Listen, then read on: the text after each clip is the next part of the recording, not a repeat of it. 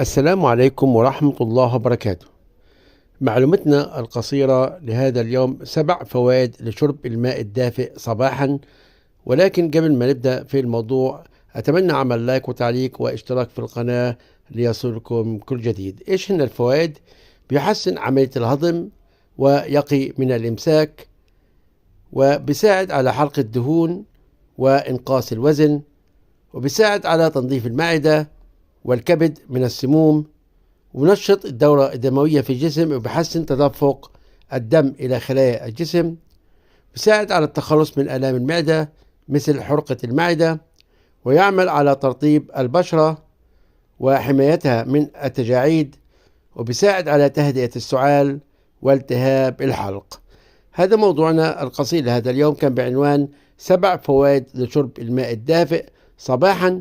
أتمنى أن تكونوا استفدتم من هذه المعلومة، والسلام عليكم ورحمة الله وبركاته.